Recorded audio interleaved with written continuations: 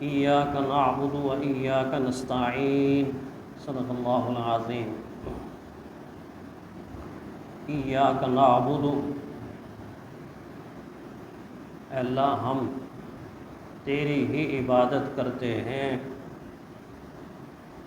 وَإِيَّاكَ نَسْتَعِينُ اور ہم تجھ سے ہی مدد مانگتے ہیں۔ سورۃ الفاتحہ کی یہ چوتھی آیت مبارکہ ہے جو ترتیب کے ساتھ آج کے اس درس میں ہم نے تلاوت کی ہے اور ترجمہ کیا ہے۔ اس میں دو وعدے ہیں اور دونوں وعدے اللہ کے بندے اللہ تعالیٰ کی دی ہوئی تعلیم کے مطابق اللہ کی ذات سے کرتے ہیں۔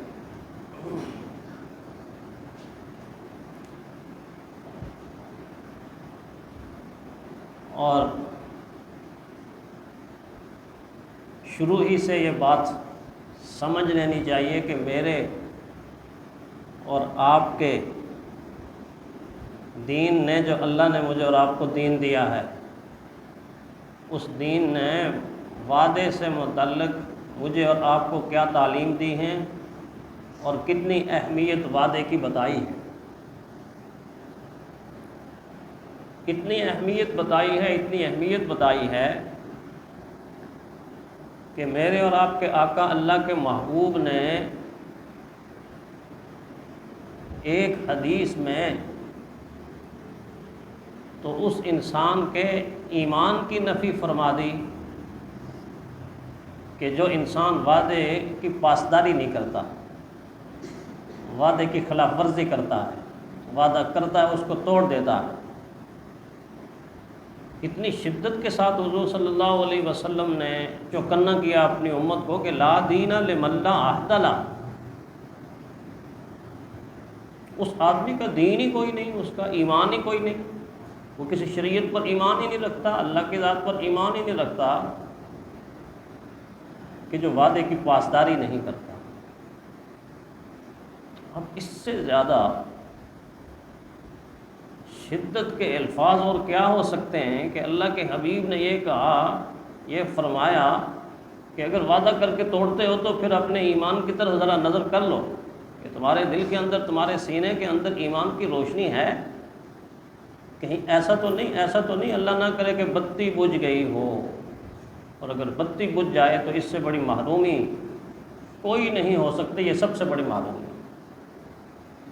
اگرچہ علماء نے اس کا ترجمہ آسان کیا، یعنی آسانی کی طرف لے گئے کہ پیارے پیغمبر صلی اللہ علیہ وسلم کا ڈانٹنا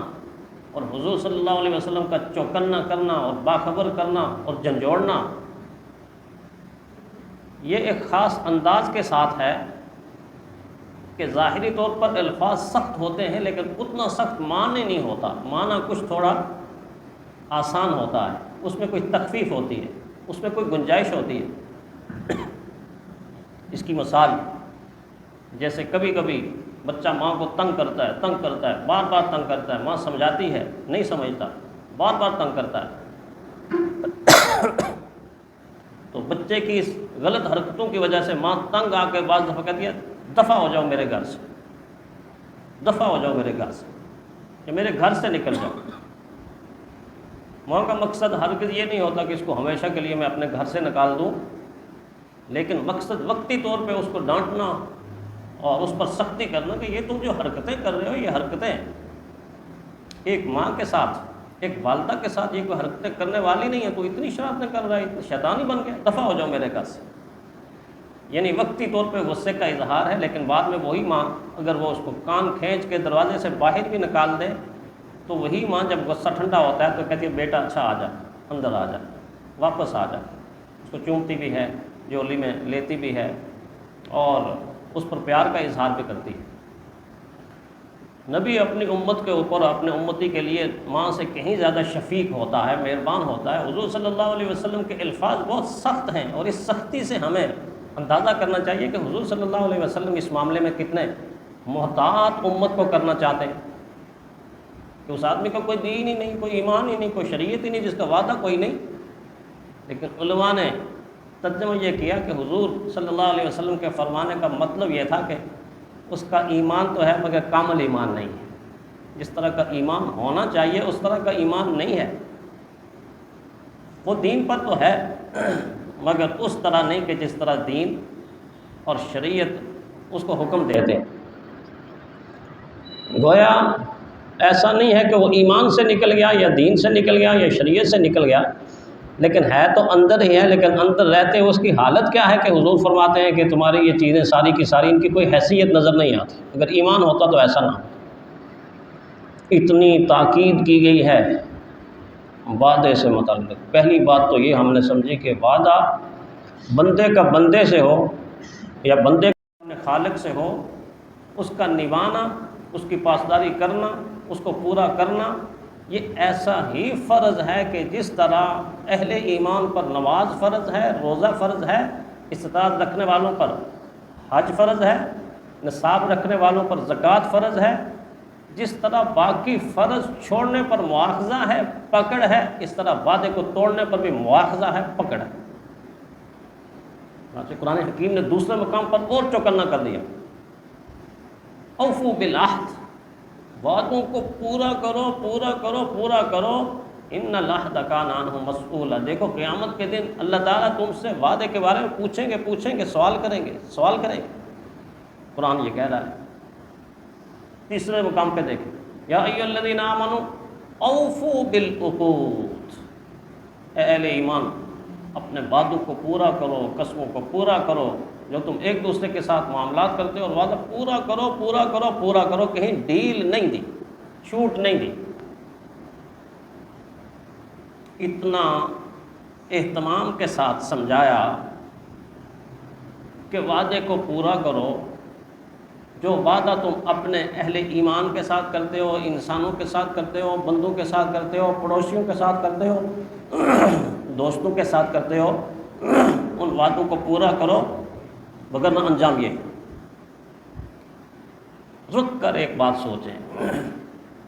جو اللہ بندوں کے ساتھ وعدہ کرنے کے بعد وعدے کو توڑنے پر اتنا چوکنا کرتا ہے اور جھنجھوڑتا ہے اور جگاتا ہے اور باخبر کرتا ہے، جب ایک بندہ اپنے رب کے ساتھ وعدہ کرتا ہے اور پھر اس کو توڑتا ہے، تو پھر اللہ کا غصہ اور غضب کتنا ہوگا، اس کے غصے اور غضب کا کیا عالم ہوگا۔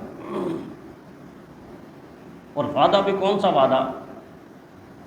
وعدہ بھی وہ جس کے لیے اللہ نے کہا وضو کرو، اچھی طرح وضو کرو، وضو کی شرائط کو پورا کرتے ہوئے وضو کرو۔ اچھا اللہ جی پورا مکمل وضو کر لیا، اب آگے چلو، مسجد کی طرف قدم بڑھاؤ، بڑھنا شروع ہو گئے، وضو بھی کر لیا، مسجد میں پہنچ گیا، اللہ کہتے ہیں مصلی کے اوپر کھڑے ہو جاؤ، مصلی کے اوپر کھڑا بھی ہو گیا، اللہ کہتے ہیں دیکھو ذرا چیک کرو مصلی کا رخ کدھر ہے، K2 کی طرف ہے، ہمالیہ کی طرف ہے یا کعبہ کی طرف؟ K2 کی طرف، ہمالیہ کی طرف کرنے کی اجازت نہیں ہے، ہندوستان کی طرف کرنے کی اجازت نہیں ہے، چیک کرو مصلی کو رخ کدھر ہے۔ اللہ جی چیک کر لیا، رخ کعبے کی طرف، رخ قبلے کی طرف، وضو بھی کر لیا، مسجد میں بھی آ گیا، مصلی پہ کھڑا بھی ہو گیا۔ اچھا ہاتھوں کو بلند کرو، میری کبریائی بیان کرو، ہاتھوں کو بلند کیا، اللہ تو سب سے بڑا ہے، تجھ سے بڑی کوئی ذات نہیں، سب چھوٹے ہیں تو بڑا ہے، سب کمزور ہیں تو طاقتور ہے، سب لینے والے ہیں تو دینے والا ہے، سب کچھ بھی نہیں تو سب کچھ ہے۔ کیسی تعریف ثنا کے اندر، میری تعریف کرو، ہو گئی تعریف۔ قرآن حکیم کی اب تلاوت شروع کرو، چنانچہ اعوذ باللہ من الشیطان الرجیم بسم اللہ الرحمن الرحیم، اب تلاوت شروع کر دی، اللہ کی تعریف کی۔ تمام تعریفیں اللہ تیرے ہی لیے ہیں، تو سارے جہانوں کا پالنے والا ہے، تو بڑا مہربان نہایت رحم والا ہے، لیکن ایسا نہیں کہ تو بڑا مہربان نہایت رحم والا ہے تو میں کھلی چھٹی ہے جو کچھ کرتا جاؤں اور یہ کہتا جاؤں جی اللہ بڑا مہربان ہے، میں رشوت لے لوں اللہ بڑا مہربان ہے، میں سود کھا لوں اللہ بڑا مہربان ہے، میں جھوٹ بول لوں اللہ بڑا مہربان ہے، میں دوسرے کو تنگ کر لوں اللہ بڑا مہربان ہے، میں حرام حلال کی تمیز مٹا دوں جی اللہ بڑا مہربان ہے، میں نماز چھوڑ دوں اللہ بڑا مہربان ہے، روزہ تو جی بڑی گرمی ہے نہیں رکھا جاتا اللہ بڑا مہربان ہے، ہر گناہ کرتا جائے اللہ بڑا مہربان ہے جی اللہ بخشنے والا ہے، اللہ بڑا مہربان ہے جی اللہ بخشنے والا ہے۔ اللہ نے فرمایا الرحمن الرحیم کے آگے پڑھو گے تو پھر پتہ چلے گا اللہ کتنا مہربان ہے۔ اللہ مہربان بھی ہے، لیکن گزشتہ درس میں نے بتایا مالک یوم الدین،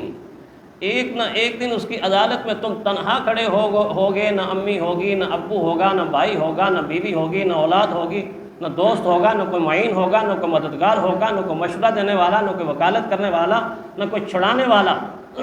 کوئی نہیں ہوگا۔ مالک یوم الدین، اتنے بھی تو خوش فہمی کے اندر مبتلا ہو گئے ہو، گناہوں پر دلیر ہو گئے ہو کہ الرحمن الرحیم ہے جو کچھ کرتے پھرے، نہیں فرمایا نہیں ایک نہ ایک دن اس کی عدالت میں کھڑے ہو کر تم جواب دو گے اور ایک ایک چیز کا جواب دو گے۔ اور پھر فرمایا دوسری بات بھی یاد رکھنا ان بطش ربک لشدید، اس کی پکڑ بڑی سخت ہے، مواخذہ بڑا سخت ہے، اس کی سزا بڑی سخت ہے۔ اگر وہ پکڑ لے گا تو پیغمبر اپنے بیٹے کو بھی نہیں چھڑا سکا، نوح علیہ السلام اپنے بیٹے کو نہیں چھڑا سکے، ان کی آنکھوں کے سامنے غرق کر کے دکھا دیا کہ اس سے آپ زیادہ پیار کرتے تھے، یہ سب سے چھوٹا بیٹا تھا لیکن نافرمان تھا۔ فرمایا میری نافرمانی کی ہے نوح، تیری نافرمانی کی، تیری آنکھوں کے سامنے میں پانی کے سمندر کے اندر اور سیلاب کے اندر اس کو غوطے لگا کے تیرے سامنے غرق کر کے دکھاؤں گا کہ خدا جب پکڑتا ہے تو نبی بھی اپنے بیٹے کو نہیں چھڑا سکے، لوط علیہ السلام اپنی بیوی کو نہیں چھڑا سکے، اسی طرح دیگر انبیاء کے بھی مثالیں ہیں، نہیں چھڑا سکتے، چھڑانے کی گنجائش ہی کوئی باقی نہیں۔ یہ کہنے کے بعد فرمایا اتنا اہتمام اور اتنی اللہ جل شانہ کی ذات کو سامنے لا کر دماغ میں لا کر ہوش و حواس قائم کر کے میرے ساتھ دو وعدے کرو۔ اب آئی بات ایاک نعبد، اب ایاک نعبد پہ بات آئی، اتنے اہم وعدے، اتنے ضروری وعدے، اس وعدے کو چھوڑنے کی گنجائش ہی کوئی نہیں ہے۔ اللہ کو پتہ تھا کہ یہ آلتی پالتی ماریں گے، یہ 5 وقت کی نماز بھی پڑھیں گے اور اس نماز میں 48 مرتبہ یہ کہیں گے ایاک نعبد و ایاک نستعین، ایاک نعبد و ایاک نستعین، اللہ تیری ہی عبادت کرتے، یہ نہیں کہ تیری عبادت کرتے ہیں یا تیری بھی عبادت کرتے ہیں، نا ایاک، اللہ تیری ہی عبادت کرتے ہیں اور تجھ ہی سے مدد مانگتے ہیں، مانگتے رہیں گے۔ کم از کم فرائض نمازوں میں، فرضوں میں، سنتوں میں، نوافل میں، ایک دن رات کی نمازوں میں ایک نمازی 48 مرتبہ اللہ سے بار بار وعدہ کرتا ہے، اللہ عبادت تیری، دعا تجھ سے مانگنی۔ لیکن عملی زندگی میں ہوتا کیا ہے؟ عملی زندگی میں پھر کوئی ایک بت ہے جو ہم نے تراشا ہوا ہے، کوئی ایک بت ہے جو ہم نے تراشا ہوا ہے۔ اقبال لگا بتوں سے تجھ کو امیدیں، خدا سے نا امیدی، مجھے بتا تو صحیح اور کافری کیا ہے، مجھے بتا تو صحیح اور کافری کیا ہے۔ اقبال ہندوؤں کو نہیں مخاطب کر رہا کہ ہندوؤں کو کہہ رہا ہے یہ پتھر، یہ مورتی، یہ کالی دیوی، یہ فلاں دیوی، یہ لکشمی دیوی، یہ فلاں، ان کے تو کروڑوں کی تعداد میں بت ہیں۔ اقبال یہاں پر اس امت کو جو جوڑ رہا ہے، بھائی بتوں سے تجھ کو امیدیں، تمہارا سب سے بڑا خدا پیسہ بن گیا، تمہارا سب سے بڑا خدا ڈالر بن گیا، اور کیسا بنا؟ جس ڈالر کی خاصت اس امت کو ڈالر کے پجاریوں نے ذلیل کر کے رکھ دیا، رسوا کر کے رکھ دیا، ٹکڑے ٹکڑے کر کے رکھ دیا، قیمہ کر کے رکھ دیا، اس امت کو گلیوں بازاروں اور چوراہوں کے اندر ذلیل سے ذلیل کر کے رکھ دیا۔ اسی امت کے افراد کو ڈالروں کی خاطر بیچ کے، ماؤں کو بیچا معاذ اللہ، بیٹیوں کو بیچا، بہنوں کو بیچا، جوانوں کو بیچا، بڑوں کو بیچا، چھوٹوں کو بیچا، کوئی تمیز انہوں نے رکھی، اٹھا کے یہودیوں کو دیا، مغرب والوں کو دیا، اور وہاں سے ڈالر لیے، اور آج بھی ان کی جیلوں کے اندر چیختے چلاتے کچھ لوگ موجود ہیں، آپ کی بہن عافیہ بھی ادھر ہی موجود ہے، کتنا عرصہ ہوا؟ کیوں؟ انہوں نے اللہ کو رب نہیں مانا، انہوں نے پیسے کو رب مانا ہے، ڈالر کو رب مانا ہے، ڈالر بت بن گیا۔ جب خواہش اٹھی تو انسان نے یہ نہیں دیکھا کہ واقعی یہ خواہش پوری کرنے والی ہے، جائز ناجائز کو چھوڑ دیا اور خواہش کو پورا کرنا شروع کر دیا۔ اس نے خواہش کو اپنا رب مان لیا۔ ارأیت من اتخذ الہہ ہوا، قرآن کہتا ہے کیا آپ نے ان لوگوں کو دیکھا جنہوں نے اپنی خواہشات کو اپنا رب مان لیا؟ اللہ کی نہیں مانی، خواہش کی مانی ہے، اللہ کی نہیں مانی، پیسے کی مانی ہے، اللہ کی نہیں مانی، معاشرے کی مانی ہے، کنبے کی مان لی، قبیلے کی مان لی، خاندان کی مان لی، شریعت کے خلاف سب کی مان لی۔ اگر نہیں مانی تو اللہ کی نہیں مانی، نہ خوشی میں مانی شادی کی تقریب میں، نہ غمی میں مانی غم کی تقریب۔ ابھی محرم گزرا ہے نا، جو کچھ غم کی تقریبات کے اندر ہوا ہے، کیا دین کی تعلیم یہی تھی؟ ہم نے ایسے ایسے بت گڑے ہیں، ایسے ایسے بت گڑے ہیں اللہ کے سوا اہل ایمان نے، کہ انسانوں کو چھوڑ کر، فرشتوں کو چھوڑ کر، جنوں کو چھوڑ کر، ہم نے تو جانوروں کو بھی خدا بنانے میں کوئی کسر نہیں چھوڑی، کوئی کسر نہیں چھوڑی۔ قرآن حکیم کی جب وہ آیت پڑھتے تھے انما المشرکون نجس، یہ شرک کرنے والے انتہائی پلید ہیں، انتہائی نجس ہیں، انتہائی گندے ہیں، انتہائی غلیظ ہیں، تو بات پوری طرح سمجھ آتی نہیں تھی، لیکن زمانے نے پوری طرح سمجھا دیا۔ قرآن نے کہا آپ دیکھتے جاؤ اور سمجھتے جاؤ، کتنے غلیظ ہیں، کتنے گندے ہیں، کتنے ناپاک ہیں، کتنے نجس ہیں۔ انسانی ذہنیت اس حد تک گر چکی کہ جانور کو معبود بنایا، اور جانور کے فاسد مادے، غلیظ مادے، ان کو تبرک کے طور پر استعمال کرتے ہیں۔ ہندو تو کرتے ہی ہیں، اب تو دیکھتے ہیں کہ وہ گائے کے گندے مادوں کو، گوبر کو اور پیشاب کو کیسے ترس ترس کے بوتلیں لے لے کے اور جگ لے لے کے اور پیالے لے لے کے اور ایسے آگے بڑھتے ہیں، اور آگے بڑھ کے یہ سمجھتے ہیں کہ اس سے بڑی معاذ اللہ برکت والی کوئی چیز ہی نہیں ہے، خود پیتے ہیں، عورتوں کو پلاتے ہیں، بچوں کو پلاتے ہیں۔ وہ تو کرتے ہی ہیں، ان سے کیا شکوہ، ان سے کیا گلا؟ انہوں نے گائے کو پکڑ لیا اور کہا سب کچھ ادھر ہی ہے۔